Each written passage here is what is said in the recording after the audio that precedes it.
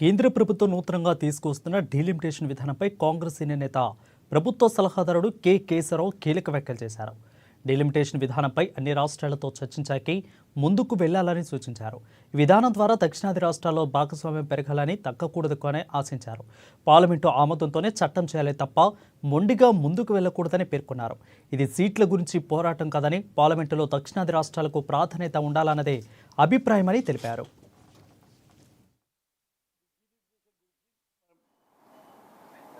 ఆలోచిస్తూ ఉన్నాం. దాని గురించి ప్రక్రియ స్టార్ట్ అయింది, ఎక్సర్సైజ్ పోయింది, ఆపరేషన్స్ పోయినాయి. అంతకుముందు డీలిమిటేషన్ మీకు తెలుసు 206 లోపల డీలిమిటేషన్ జరిగింది. డీలిమిటేషన్ కమిషన్ అప్పుడు జరిగింది. వాళ్ళు ఎన్నో సమస్యలు ఎదుర్కోవడం జరిగింది.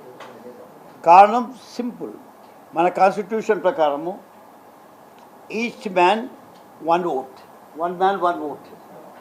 అండ్ అవర్ వెరీ పొలిటీ ఏ తీరుగా మనం గవర్నెన్స్ చేయాలనుకుంటున్నామో అది రిప్రజెంటేటివ్ ఉండాలి, దీంట్లో కాంప్రమైజ్ లేదు. సో రేపు పార్లమెంట్ ద్వారా, పార్లమెంటరీ డెమోక్రసీ కాబట్టి పార్లమెంట్ ద్వారా ఈ దేశాన్ని నడిపేయాలంటే ఆ పార్లమెంట్లో కూర్చొని బిల్లు పాస్ చేసి లా పాస్ చేసేటప్పుడు పీపుల్స్ రిప్రజెంటేటివ్ అయి ఉండాలి. పీపుల్స్ రిప్రజెంటేటివ్లు కూడా వన్ మ్యాన్ వన్ ఓట్ ప్రకారమే పోవాలి, దాన్ని కూడా చేంజ్ చేయలేదు.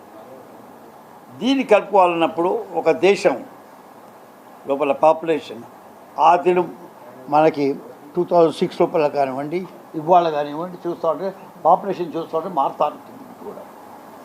నిన్న 17 ఏళ్ళు నాకు ఉంటే ఇవాళ 18 ఏళ్ళు కూడా రావచ్చు.